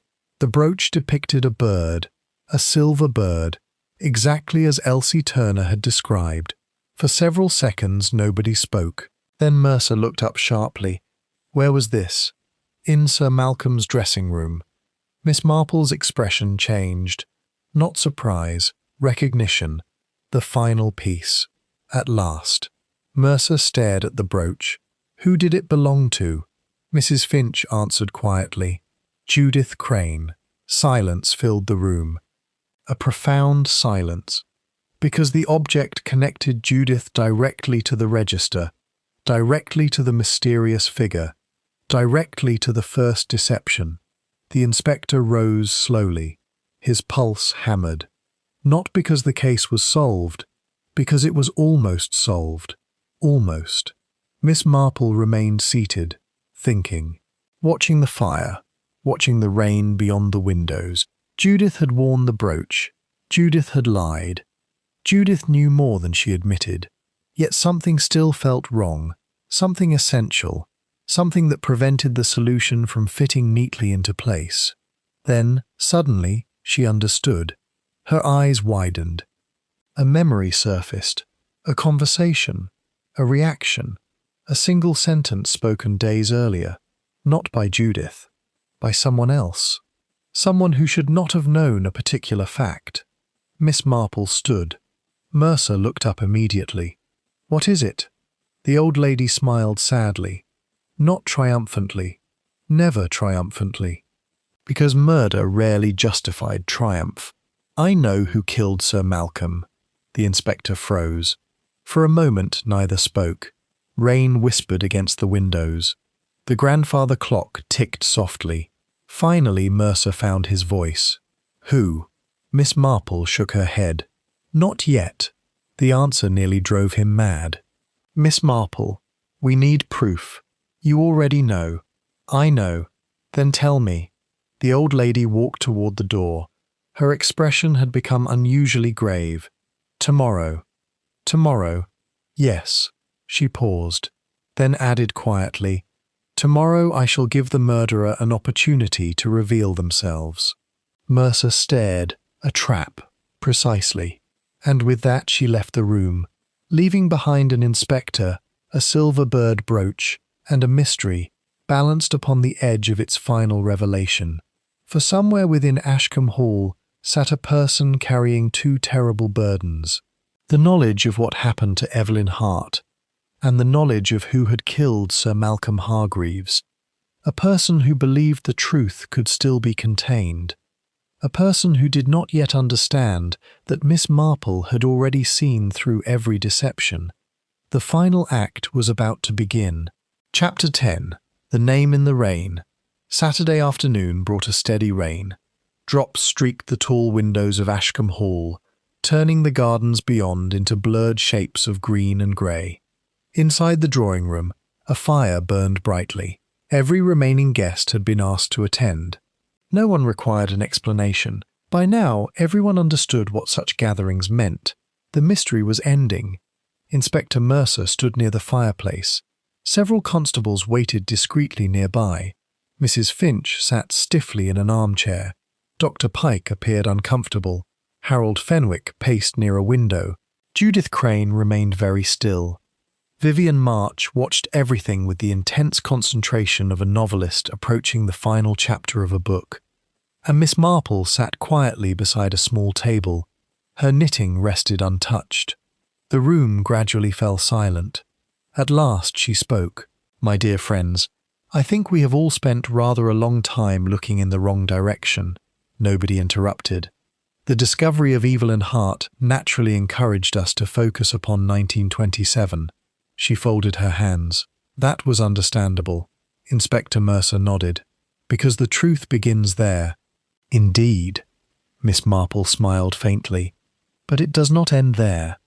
A subtle tension moved through the room. The old lady continued. 28 years ago, Evelyn Hart came to Ashcombe Hall as a governess. She glanced toward Judith. She became acquainted with Thomas Crane. Judith lowered her eyes. Miss Marple went on. They developed an attachment. Nobody spoke. Outside, rain tapped softly against the glass. Evelyn also attracted the attention of Sir Malcolm. A slight movement crossed Harold Fenwick's face. The old lady noticed. Contrary to village gossip, Sir Malcolm was not responsible for her death. The statement landed heavily. Mercer remained silent. He already knew where she was going. The others did not. Sir Malcolm cared for Evelyn, Miss Marple continued, but not wisely, not courageously. He attempted to avoid scandal. A pause followed. He should have acted sooner. The old lady's voice softened. He regretted that failure for the rest of his life. Harold stared at the floor. The room remained silent. Then Miss Marple said, "Evelyn Hart learned something." Everyone looked up. Something dangerous. Inspector Mercer nodded slowly. The diary, the fear, the secrecy. It all pointed toward the same conclusion. "What did she learn?" Vivian asked quietly. Miss Marple turned toward her. "That someone was stealing from Ashcombe Hall." A ripple of surprise passed through the room. "Stealing?" Dr. Pike repeated. "Yes," the old lady nodded. For years, valuable antiques had disappeared. She looked around the room. Not many at a time.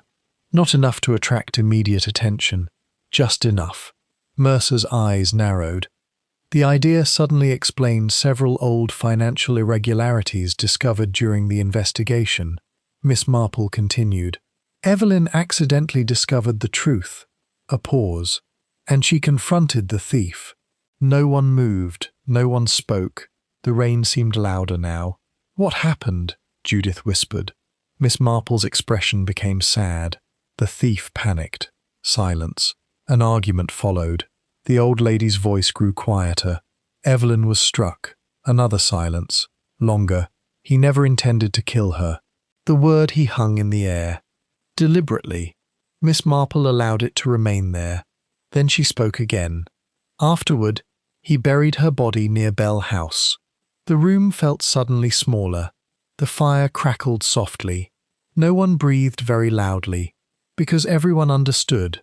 Miss Marple now knew. At last. Completely, Inspector Mercer folded his arms. Who was he?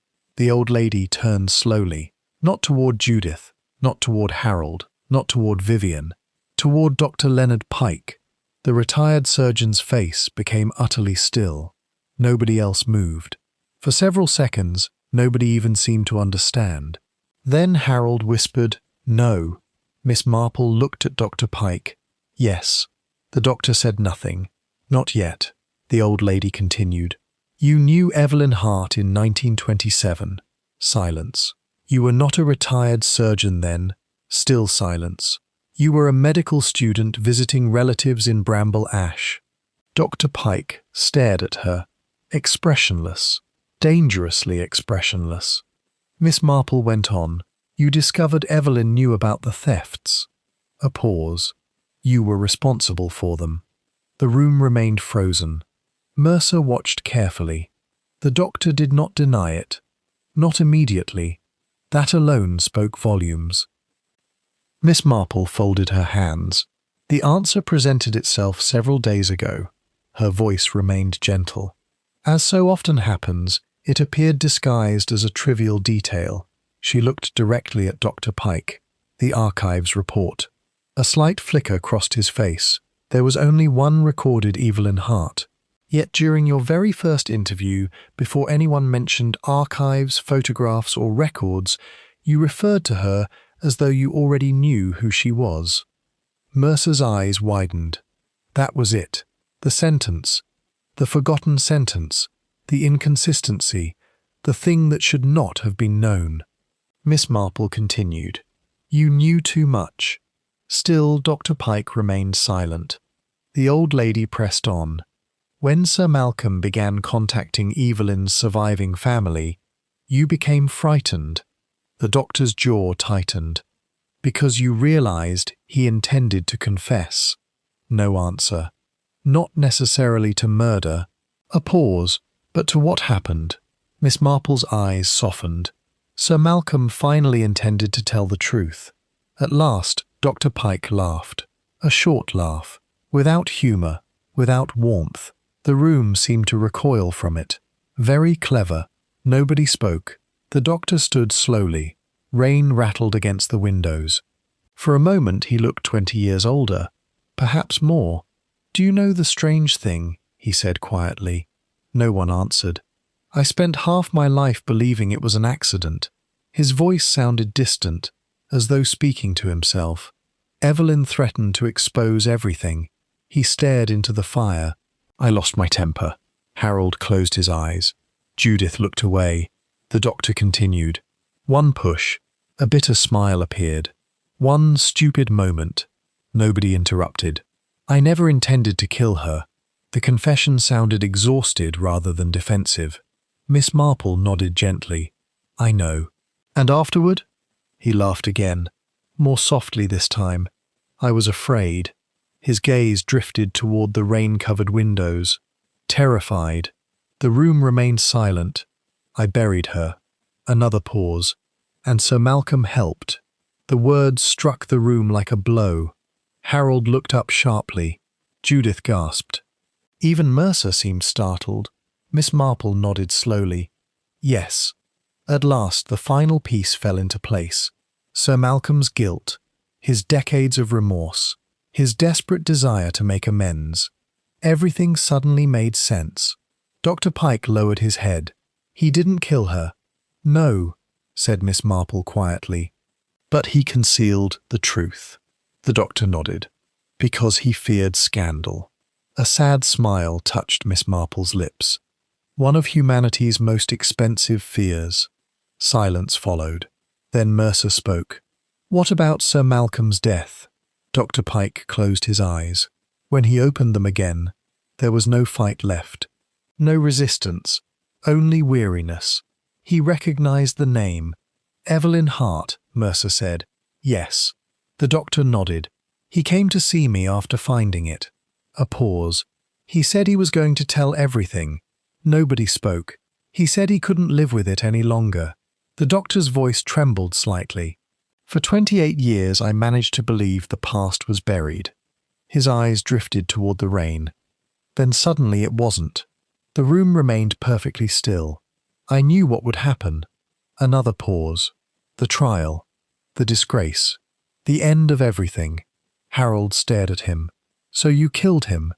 Dr. Pike nodded once. A tiny movement, almost imperceptible. "Yes." No denial, no excuses, only truth, at last. The confession unfolded quietly after that. No dramatic outburst, no desperate escape attempt, only facts, simple, terrible facts. Sir Malcolm had confronted him privately. The argument escalated. Dr. Pike pushed him. Sir Malcolm fell, struck his head against the desk. The doctor staged the scene as an accident, then spent the following days desperately attempting to control events. He attacked Elsie Turner. He burned part of the photograph. He watched the investigation close around him.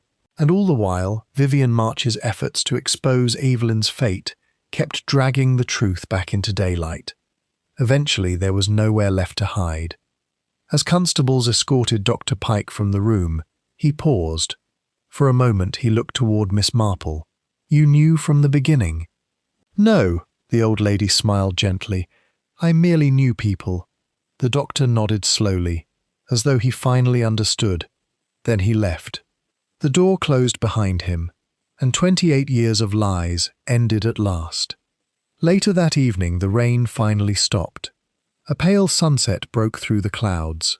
Golden light spread across the gardens. Miss Marple sat alone near a window. The house had become unusually quiet. Inspector Mercer joined her. For several moments neither spoke. Then he said, "Poor Evelyn." "Yes." The old lady looked toward the fading light. "Very poor Evelyn." "And Sir Malcolm?" Miss Marple considered. "A weak man." The inspector nodded. "Not evil." "No." She folded her knitting. "But weakness often causes nearly as much suffering." Outside, the village of Bramble Ash slowly returned to its ordinary rhythms. People would gossip for months, perhaps years. Eventually another subject would replace the scandal. That was the way of villages. Yet some memories lingered longer than others. Miss Marple watched the sunset in silence. Human nature, she reflected, changed remarkably little. People hid things. People feared consequences. People convinced themselves that old sins remained buried. And occasionally, after many years, the past returned to demand an accounting. The guest register had contained one name too many. In the end, that single name had been enough. Enough to awaken guilt. Enough to expose murder. Enough to bring justice to a young woman forgotten by almost everyone. Almost everyone. Miss Marple smiled faintly, then picked up her knitting. Outside, evening settled gently over Bramble Ash, and for the first time in nearly 3 decades, Evelyn Hart's story was finally complete.